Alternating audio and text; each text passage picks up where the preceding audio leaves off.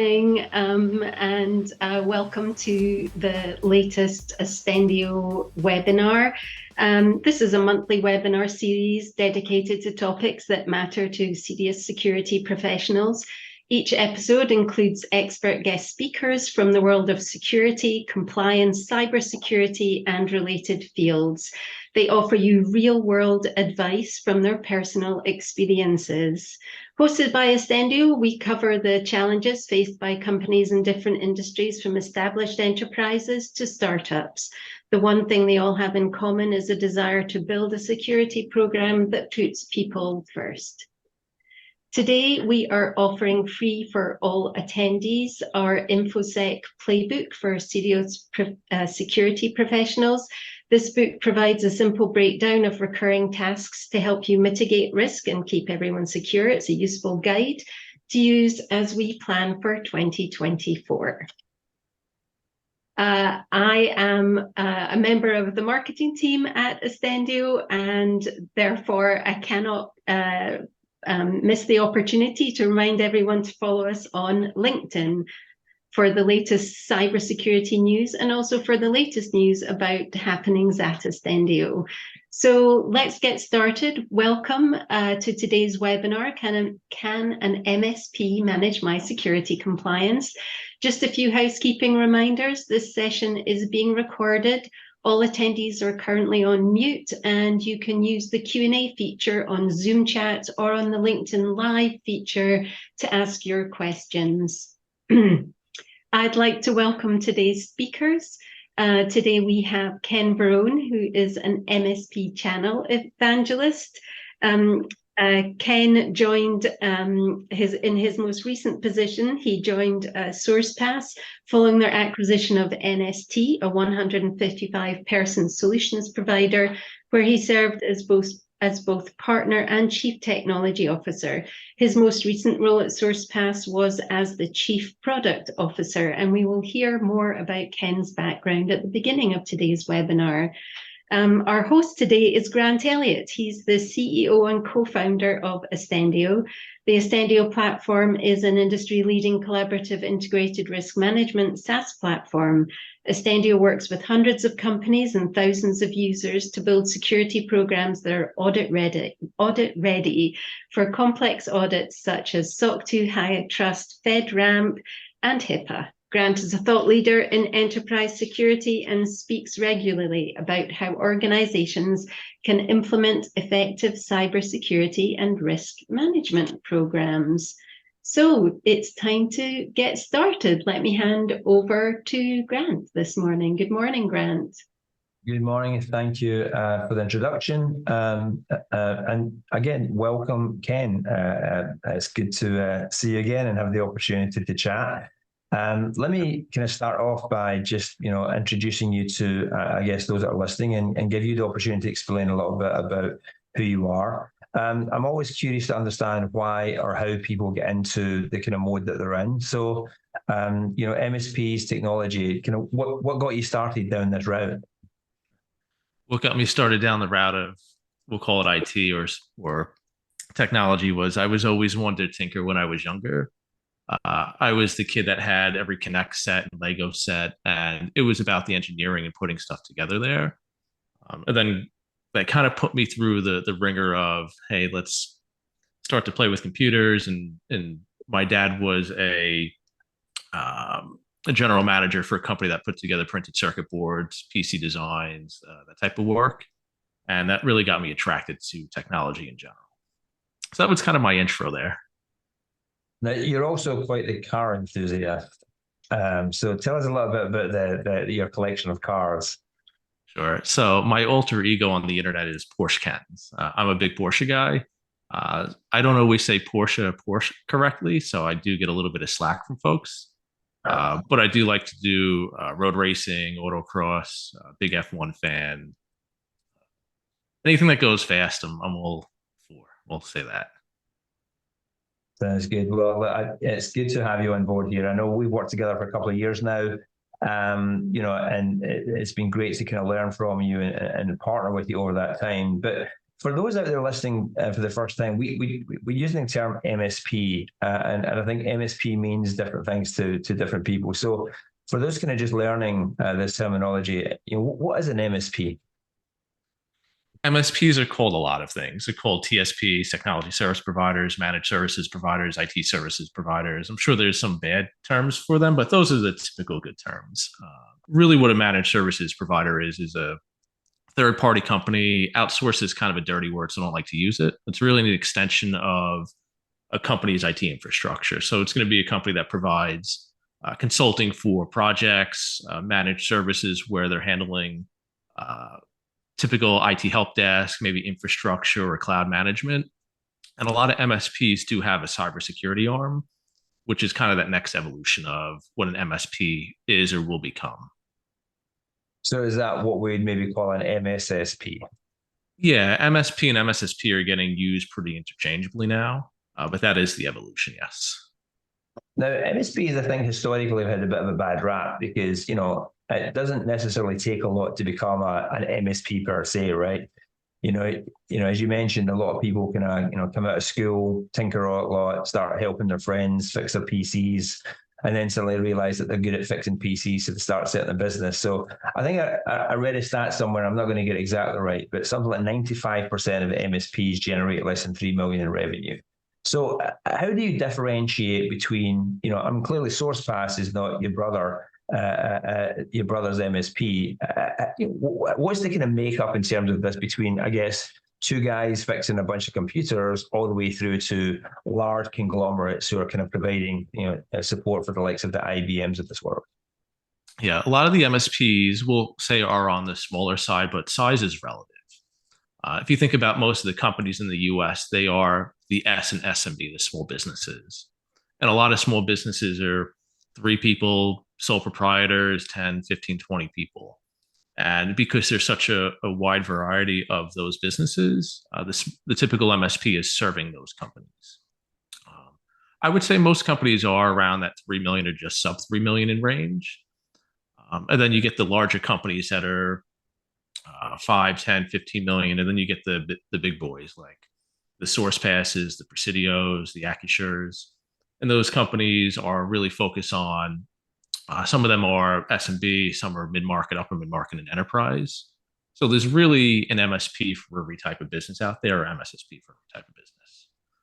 The last thing I'll say there is, just because someone's on the smaller side doesn't mean they're not fully competent or capable of managing IT and security, because it is a very friendly industry. It's not, hopefully there's no car dealers on here listening to this, but I don't want to call it the used car dealership where it's slimy and people are trying to get one over on someone. It's really a helpful, friendly community where everyone tries to bring everybody else up. But importantly, I think, certainly from my perspective, it's an industry that's going through a lot of change recently. I mean, you go back 15, 20 years ago and, most IT service providers, MSPs, whatever you want to call them, for the most part, fixing equipment or maintaining servers, hosting data. That world has evolved right now. I mean, I think I saw another stat that, most MSPs make a significant portion of the money from just reselling Office 365, right? And so how, from your perspective, how has this landscape changed in the last 10, 15 years? Okay, so this is an interesting one for me. IT pre-COVID was very stagnant. Didn't change in 10, 15, maybe 20 years, some may argue. It's been break fix, infrastructure, your security was behind your firewall. Pre-COVID or right pre-COVID, things were really starting to shift to cloud with like Microsoft 365, G Suite or Google Enterprise. And the pandemic and work from home really accelerated work from home, cloud solutions, SaaS, things of that nature. So again, historically, folks were focused on infrastructure, security behind firewalls, things of that nature. But now with everybody working remote or the ability to do hybrid, identity has really come the new perimeter. And what I mean by that is identity, Okta, Microsoft,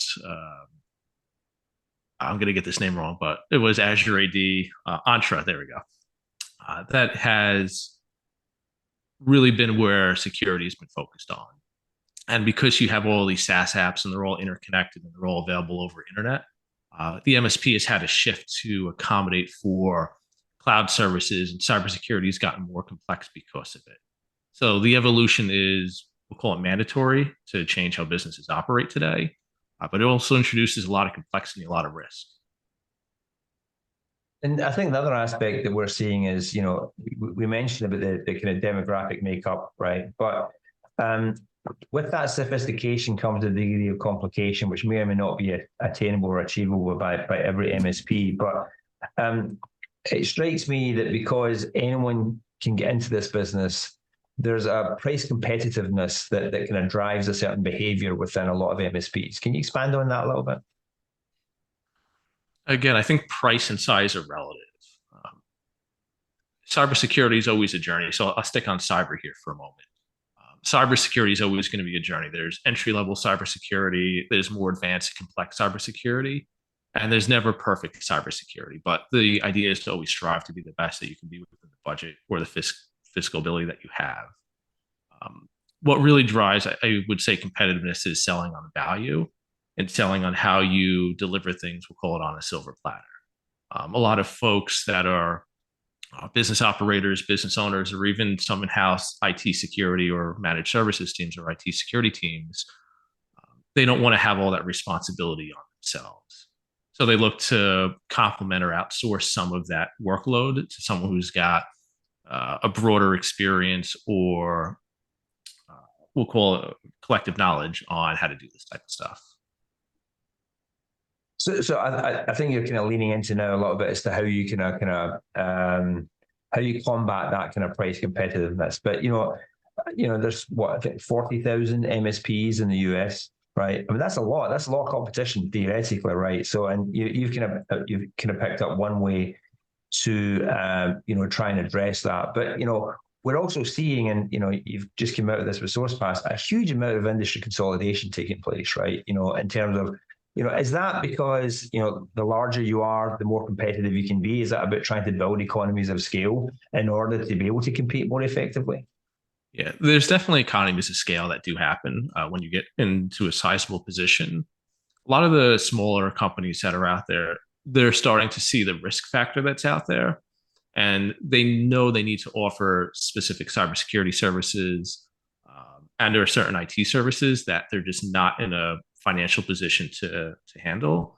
And they're seeing the writing on the wall where they're looking at a potential roll up or consolidation of their business to another one, where they can have the cash flow to fund some of these more complex initiatives like cybersecurity.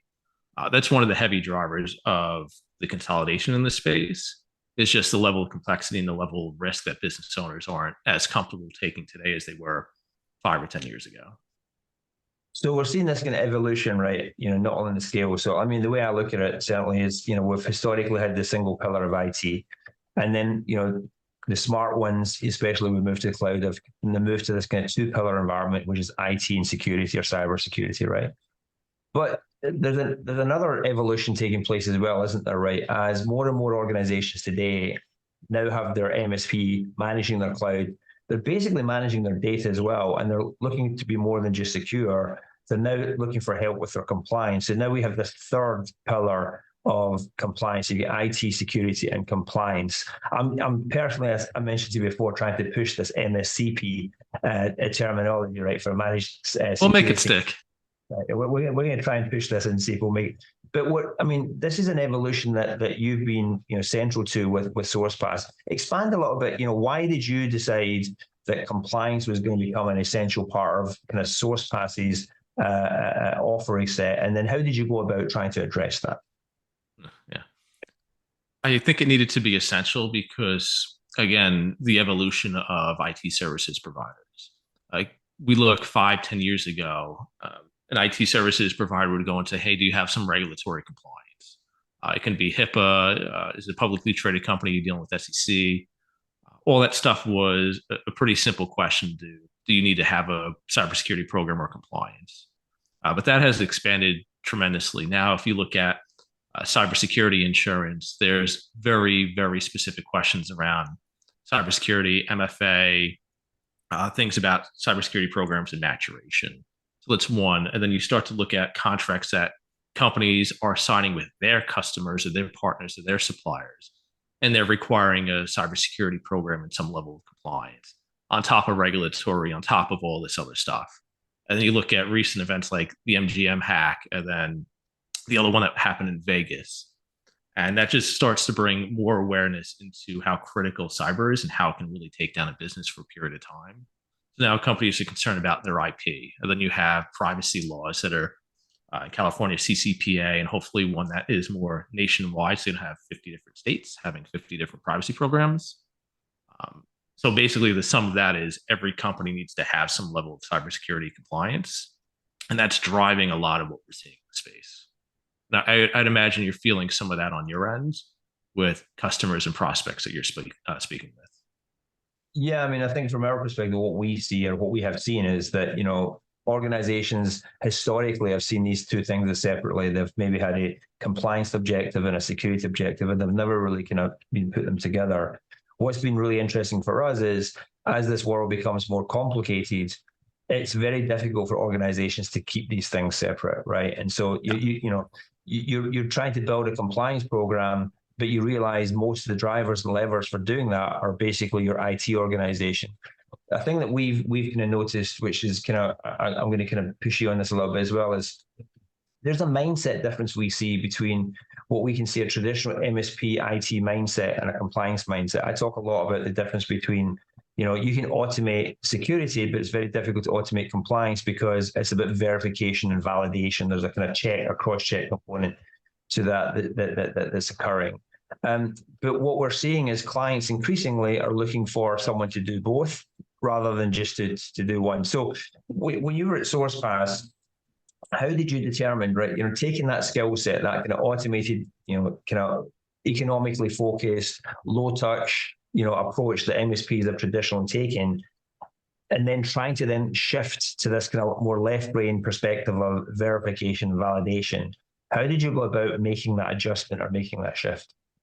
Yeah, the first thing is education to the end customer, right? Because the end customer has to feel that they truly understand what's happening. If you look at, we'll call it the marketplace today, you have the younger business owners that are taking over the family business, younger decision makers, the millennials, the Gen Zs. I'm going to steal this term that Jeff Boat from SourcePass used to say. He called them Zennials. And they're really changing how you sell and how you adopt cybersecurity. It's all around education. So once you're able to educate the end customer, they truly get it. And then you start to look at, again, like I mentioned, all the cybersecurity programs you have to put in place, and all the controls that you have to do, and all the evidence you have to collect to be secure. It really makes IT and cybersecurity so closely knit together. Because if you're looking at a framework like a NIST framework or CIS or you name them, CMMC, you have to validate all these controls that you're saying you're doing. You can't just do an assessment within an organization. And there is a big difference between assessment and audit. Audit's a dirty word if you're not an auditor, but these companies are truly doing assessments on their environments, gap assessments for a cybersecurity framework to check the level of maturation they have. And they may have to go into the IT team and say, hey, do you have MFA? Do you have conditional access? Are you doing what you're saying you're doing? And if so, provide me evidence so we can cross-reference that with the control. IT and cybersecurity is so tightly knit these days. And sorry for my long answer here, but a lot of companies were concerned about the separation of church and state. And that line keeps evolving and keeps changing, because is that separation of church and state now compliance or auditing firms coming in, third parties, and validating what you say you're doing? That should be a fun conversation to have, is around that separation of church and state. Yeah, I mean that's, I've had this debate multiple times with different MSP organizations who, understandably, when they're, if I go back to my 3-pillar model, and they've historically and traditionally managed the 2 pillars of cybersecurity and IT, they've wanted to keep that separation between those two functions, right? And understandably so, because that's the area of the world that they control. But the interesting thing is, when you bring in this 3rd pillar of compliance, you're not going to have 2 separations, right? And so the question really is, where's the most appropriate place? And it really is between, compliance and cybersecurity. the Ostendio platform, you mentioned earlier on about the operational component. I mean, what we've really focused on the Ostendio platform is to try and always be operational in nature.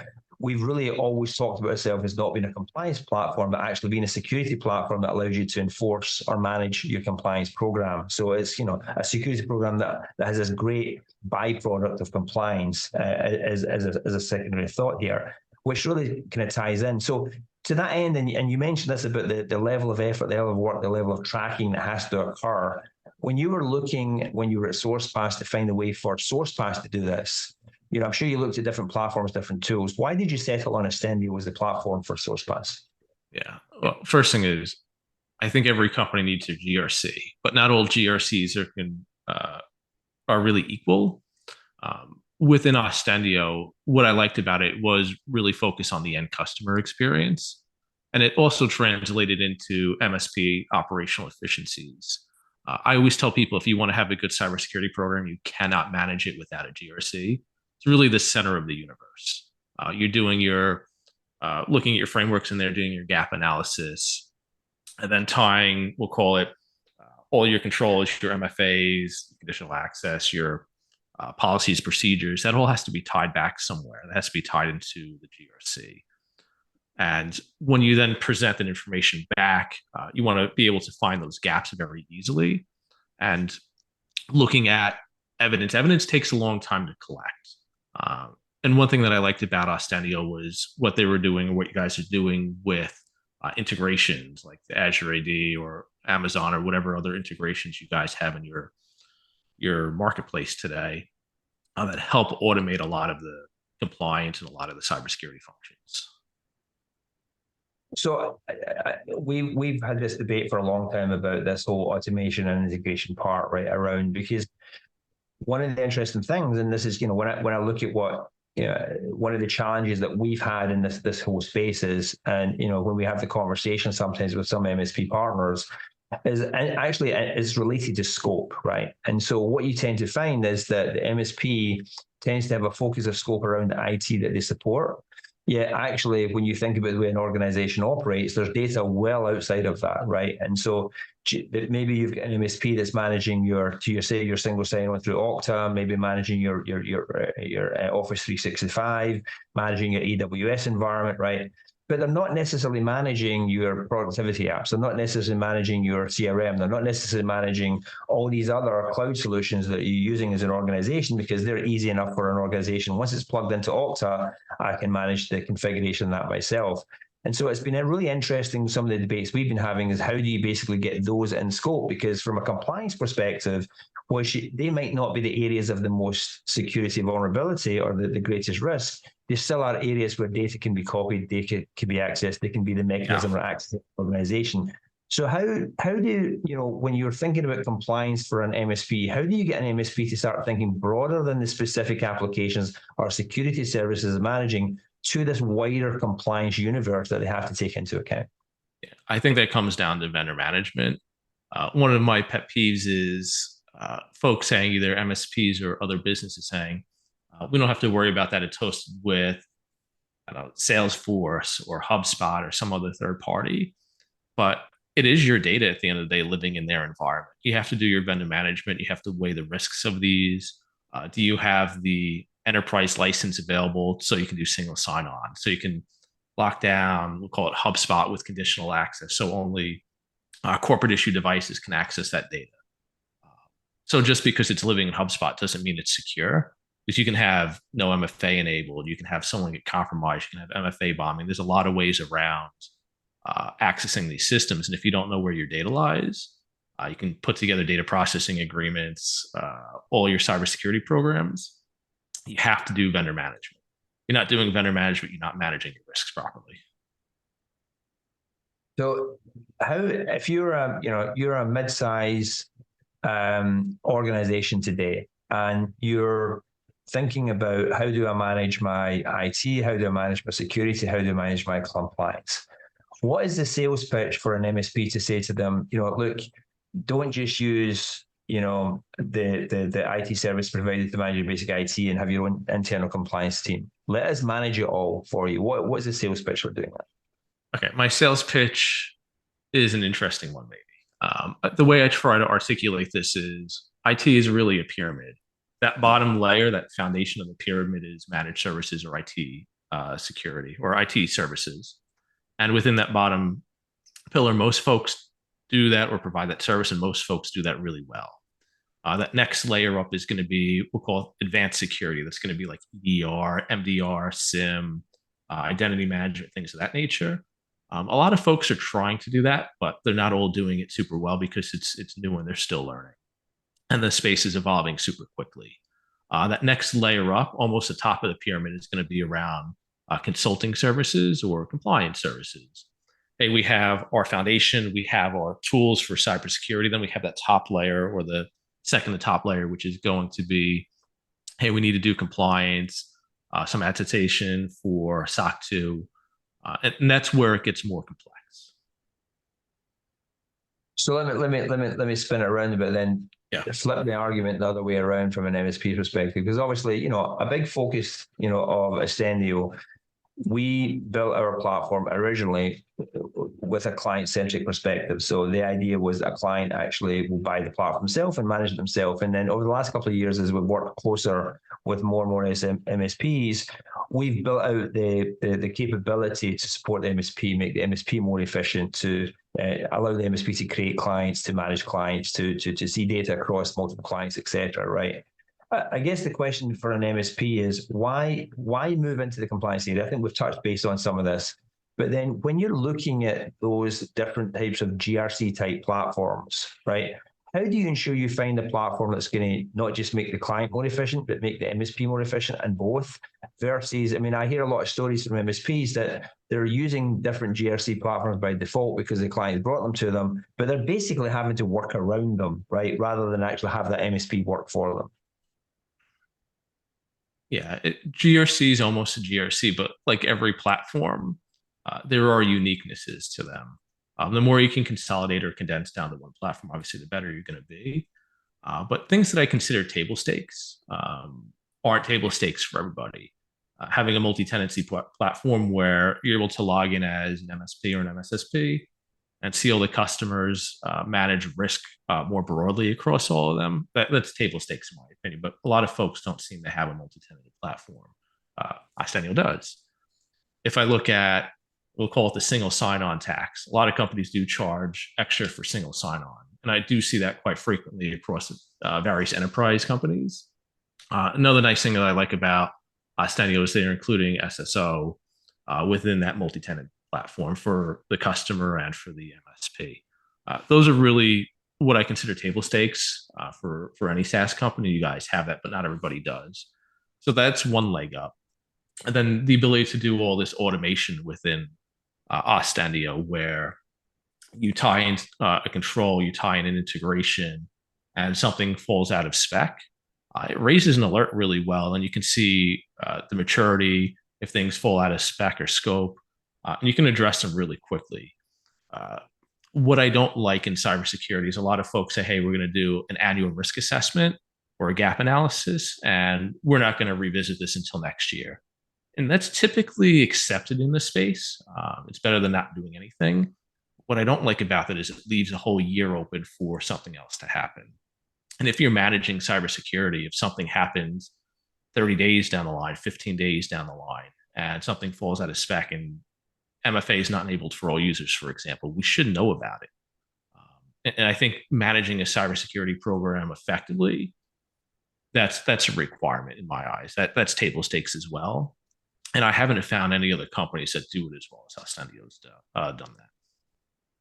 Now, one of the things that we've worked really hard to do is kind of build what we call an ecosystem, right? So we not only sell our platform direct, we obviously have MSP partners, but we also have auditor partners, right? And one of the things we believe, and I use this expression, IT to audit, right? As we kind of talk this whole continuum, and this is kind of, I think, the evolution that we're seeing with MSPs. How important is it, do you think, for MSPs to also now start building relationships with audit firms as well? I mean, if they're really going to get into this compliance space, right, I kind of still feel like in my mind that some MSPs we talk to have this kind of IT-centric approach that it's more important to automate than validate. But clearly, the rubber tends to hit the road there when the auditor comes in and says, look, you might be doing it, but you're not proving you're doing it, right? I talk a lot about compliance being comparing the what should be versus the what is, right? And, a big thing that, our platform focuses on doing is the whole defining the what should be, defining the policies, defining the procedure, defining the workflows, defining this whole mechanism for how you go about building out the security program to make sure that you're defining, this is how we should be doing it. And then pulling, as you mentioned, the integration or the third-party workflows into, okay, now this is looking at, what we're actually doing. MSPs, in my mind, are still trying to make that evolution of that journey from living in the what is versus understanding the what should be. And I think that, and maybe I'm leading you a little bit in the question, right? But it seems to me that better relationships with the audit community, right, are going to help them get into that kind of verification validation, because they're going to have someone independently kind of holding the MSP to account. Yeah, I think it also comes down to education to the MSP. The space is evolving very quickly, and the MSP is trying to adopt as quickly as they can for customer needs. Again, the customer 10 years ago needed to just do a cybersecurity program for one of two reasons. Now there's 50 reasons to have a managed cybersecurity program. Now there's even more reasons to have a compliance program or a third-party auditor come in, like an auditing partner. When we start to look at companies that are, I don't even want to say sizable, it's becoming very normal, very common. They're able to get additional contracts or retain contracts because those contracts do call out to have SOC 2 in them. You have to be SOC 2 as an organization because you're protecting data. If you're a sub-processor or subcontractor for government, you're falling under CMMC. Are you doing work for a major bank? They're all going to require you to be compliant with some cybersecurity framework. And if it's not you working directly with them, it might be from your customer's customer who works with JP Morgan Chase or some big law firm that's requiring you to hold this level of cybersecurity. So again, building the relationship with an auditing partner is critical because at some point you're going to get asked, or you should know to talk about it to your customer because your customer may not know the right questions to ask you because you're the expert and the customer just knows what they know, right? Their customers focus on running their business, growing their business. They're not focused on the cybersecurity piece of the IT services. That's where an MSSP comes in or an MSP comes in. And we're saying, look, I know that the industry's talked for many years about this kind of dearth in cybersecurity talent, right? And we're definitely seeing this. The two biggest reasons why we experience churn as an organization, right? The first by far away is, unfortunately, the economy's, businesses getting taken over and going out of business, and you can't do anything to avoid that. But the second reason, which is maybe a little bit more avoidable, is clients not implementing the platform effectively or not having the bandwidth or the skill set to implement the platform. So, it's no secret that we are increasingly leaning into the partner community, increasingly leaning into providing more service. I think we have more client instances, today through partners than we do that we sell direct. And I think what we are seeing is that, when we go into an organization and we're selling direct, we're increasingly dealing with an overstretched, under-resourced IT organization that's trying to maintain an IT services, trying to maintain the security, and trying to maintain their compliance program as well. And don't always have the enough time, resources, or even knowledge to do all of that in this increasingly complex world. So what we're even started to do now is actually say to those clients, look, maybe you don't buy direct from us, right? Maybe you shouldn't be thinking about just buying our platform the same way you buy a CRM platform, the same way you buy a finance package. Maybe you buy the service. Maybe you just basically go to what we call the serious security professional. And then instead of you having to choose between us and 10 other or 15 other or 20 other GRC type platforms out there, which, to be perfectly honest, probably have more marketing budget than we have and are able to sell themselves as shinier and glossier, right? Which makes it really, really difficult for the IT professional to know what they're buying. Go to the expert, right? I use the analogy a lot of time about the difference between if you're a runner, right? are you going to buy yourself a Fitbit or are you going to buy yourself a Garmin? Now, there's nothing wrong with a Fitbit, right? And if you're just doing weekend running and weekend jogging, maybe that's all you need. You just simply need your pace count, you need your heart rate monitor, you need the distance run, and that's it. But if you're a serious runner, right, and you go and you ask a coach or you go to a running club, none of those people in that running club are going to recommend the Fitbit, right? They're all going to recommend a Garmin or something equivalent. So it makes sense to me that these organizations, instead of going out there and, basically falling for the Fitbit marketing budget, they go to the experts and ask the experts, what are the experts using? And I think, from our perspective, the experts are using the Garmin, or in our case, Ostendio. Yeah, Ostendio definitely is a leader. When I was at SourcePass, we had about 2,500 customers, somewhere around there. And some of them were really concerned with the capabilities of the platforms we put out there. And that was great. We were able to showcase Ostendio and show the insights that it surfaced, and people loved it. And then there were other folks who were like, we don't care. We just want someone to manage this program for us. And for us, both of them were good answers because we had a great platform we were able to showcase. But at the other time, if people didn't care, we just put Ostendio in because it works great. Operational efficiencies, multi-tenancy, all that fun stuff was really great. When I had looked at all of these GRCs years ago, and my job as chief product was to continuously evaluate marketplace items, vendors, all that stuff, and that was what my department was for. Ostendio kept leading every time we did the review. We did a lot of reviews. I had about 807 vendors, I think, at the time. And that was across basically cloud providers, SaaS providers, whatever you want to call it. We had a pretty big team to do analysis here. And from a GRC standpoint, you guys were the clear winner, right? It wasn't just, hey, it's a shiny object. It looks good. It works great. It was the whole package, right? It was the Garmin. I appreciate it. So I think we're coming to time, and I think we've covered a lot. So again, if you have kind of one final thought for those out there, we've got an audience of kind of two. We get organizations today that are probably doing this a little bit piecemeal. They're buying the product themselves. They're doing a lot of the IT themselves. And so there's one community out there that's kind of trying to do this through this kind of component piece. But then we know that we have an MSP community themselves as well, who are kind of looking for ways to become more efficient and effective. What kind of final thought would you kind of leave for both of those communities? Okay. My thought here is don't be afraid to start if you're not doing cybersecurity or compliance.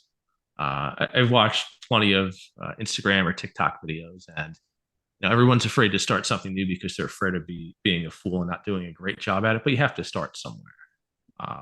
IT cybersecurity is always going to be a journey. It's never a destination.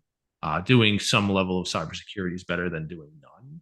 And you're never going to get to where JP Morgan Chase is at with their cyber, but the idea is to get as close as possible.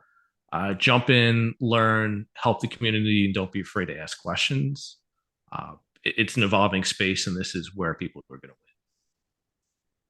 win. I think that's good advice. It's interesting because I used to run marathons, and I remember when I was looking to run my first marathon, which is part of the reason I like to do these running analogies, right? I remember sort of like, my wife buying a kind of a coaching course for me to run, and you sort of think, well, why do you need to have a coach? Why do you need to have a professional teach you how to run, right? Because we've been running in our entire life, right? We think we know how to run because we've been running since the moment we could, walk fast, right? And then you sit down with a professional coach, and they start looking at your kids. They start looking at the way you hold yourself. They start looking at how you use your arms. Because yes, of course you can run, but you can't run well, right? And you start to realize that there's an amazing amount that a running coach can tell you that's just going to make you a far more effective runner that you'd never even thought of that you even needed to know. And I can equate that to kind of really this whole concept of, I think a lot of people intuitively know some basic things they need to know from a security compliance perspective. But do they really know enough? And the biggest challenge is, not knowing, or knowing what you don't know. And that's kind of where, from my perspective, the way I think the market's evolved right now, I wouldn't come to Ostendio directly and say, hey, we want you to manage our security program for us.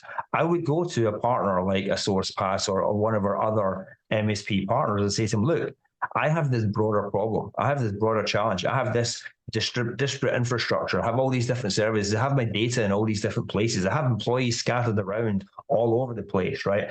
I need help understanding how to make them more efficient and more effective, and to do that in a safe and secure way. And then I think they're going to get a better help, a better combined price from my perspective.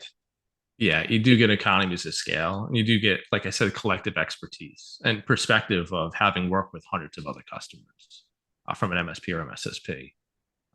Going through that channel is definitely going to be the way that organizations get the best help. It's help all around. It's not just help with one very focused item like compliance, but it's the broader help, the broader expertise. Sounds good. So look, I think let's see if we get any questions. Miranda, do we have any questions from the participants? Yes, I just want to remind everyone that if you are on Zoom or if you are on LinkedIn, we're happy to take your questions. Go ahead and pop them in either of our channels, and we're happy to answer them. We had one question that came through on LinkedIn, which might be, for me at least, is a little bit technical, but it says, how can organizations protect themselves from server-side request forgery attacks? I don't know if either of you can take that question. I'm going to throw that one straight over to you, Ken. You hire an MSSP. Yeah. I would say I'm not the most technical in the group as it relates to server-side attacks there, but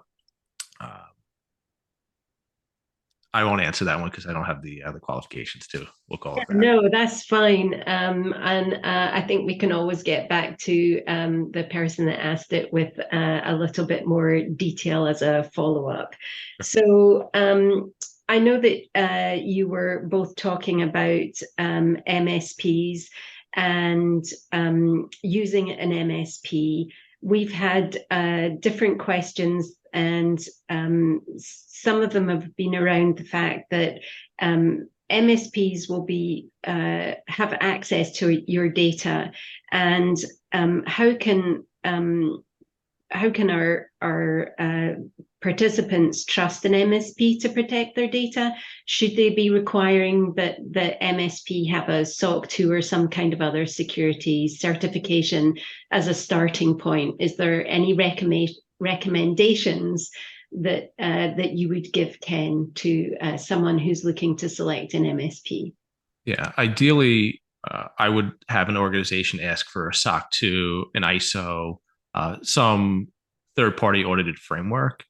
But not every MSP is going to be there because, again, different levels of maturity and different sizes. But at least starting with, hey, does the MSP have a cybersecurity program? Do they have an InfoSec document? Just sharing some of their cybersecurity program. That would be where I would start. But the MSPs that I would look to choose would have a SOC 2 or an ISO or some equivalent. Yeah, and I just add to that. I think, in this situation, the MSP becomes, your vendor. And so you want to make sure that you are treating that vendor in the same way that you're treating any other vendor. Different MSPs are going to do different things, as we talked about. And so their risk level is going to be different. And so the first thing is to understand, do they have access to everything, or do they just have access to certain things? Most of the time, even if they're just managing your access, then they're going to have a significant high trust status. And so they're potentially going to be high risk.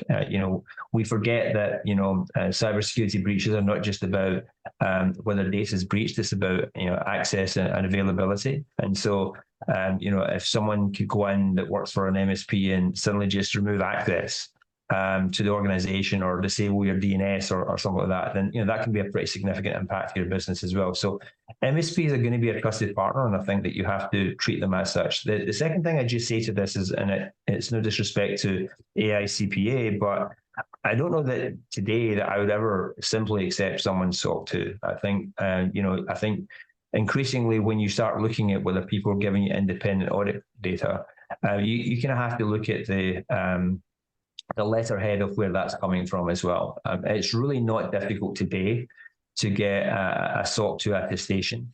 Even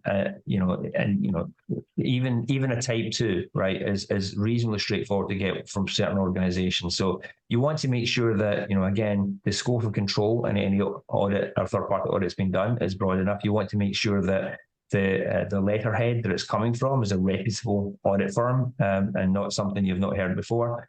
And you probably, especially if this is a high risk, organization or vendor, you probably want to verify some of those components as well. So don't just rely on that documentation. For some of the key elements, you probably want to get independent verification that they are doing some of these things that are included. So there's a whole trust but verify. I think increasingly today, it's really important that people don't just accept like a document, like a SOC 2, and suddenly believe that that means the organization is secure, because a SOC 2 is intended as a very specific purpose and have very specific scope. And particularly if you have a high risk vendor, you want to go further than that. Yeah, and just to add one note there, having my team had looked at thousands of suppliers or vendors for our customers, I would be lying if I said people didn't push pencils to get their SOC 2. They may not have done all their TSCs or trust service criteria that were underneath there. They might have just done privacy or security or some smaller scope. And it's almost like cheating to get your SOC 2. So again, trust but verify. You're on mute, Miranda. I'm so sorry. Great advice there from both of you, trust but verify. And I guess the last question that we've got for today, since we are coming up to the end of the year, I can't believe it's coming round so fast, but lots of people are planning for 2024 already. So I guess this is going to be a two-part question. Any advice for people that are planning to use an MSP or select an MSP or work with an MSP in 2024? And also predictions for 2024 in the MSP marketplace. I don't know who wants to go first. I think, Ken, you look like you might be ready. Okay, I'll do predictions. Predictions are not all my predictions. It could be Canalys, it could be Microsoft, or any of the research data. But MSSPs are growing at a tremendous rate. I think last quarter, I read that they grew, I think it was 13.8%. So they are growing very quickly because of everything that's happening in the space. What I would look for, I guess, in an MSSP would be, do they have their framework?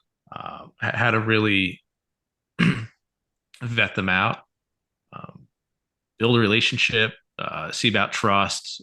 Is education a big piece of how they sell? I don't believe in an MSP selling cybersecurity. I think it comes down to education. Educate your customer, educate your partner. And you got to start somewhere. Last piece that I'll add is, if you are an end customer, really look at doing an ISO or a SOC and not just pushing that pencil to get one. Because I do believe that it becomes a marketing asset to your end customers or your end vendors to have you guys stand out amongst the crowd. It's not just about securing your house, but it could be a marketing tool for an organization. Good stuff. And what about you, Grant? Any predictions for 2024?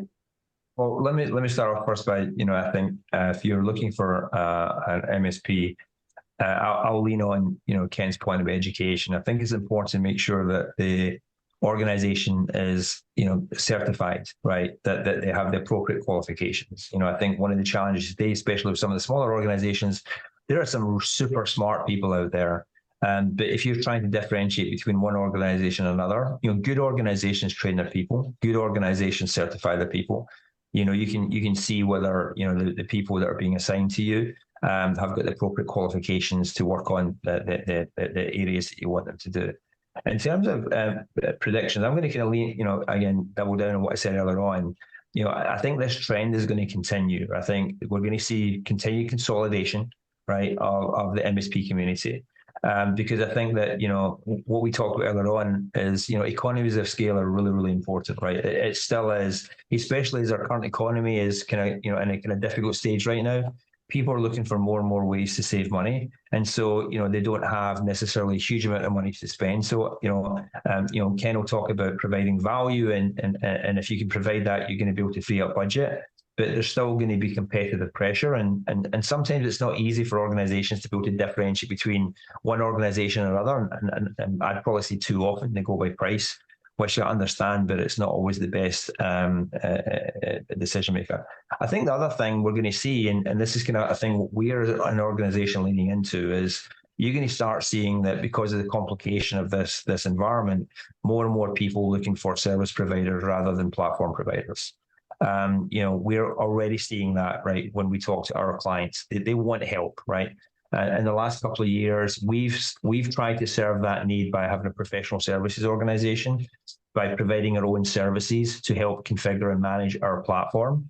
I don't know that that's scalable for a platform provider, especially given that we're building more and more integrations into the back end. And so as a platform like ours becomes, the ecosystems will become complicated, we'll start pulling in data from more parts of an organization's core infrastructure. I think basically selling a service from an MSP or equivalent is a more appropriate way for organizations. So I think you're going to just see more and more of that happening, especially in the mid-market.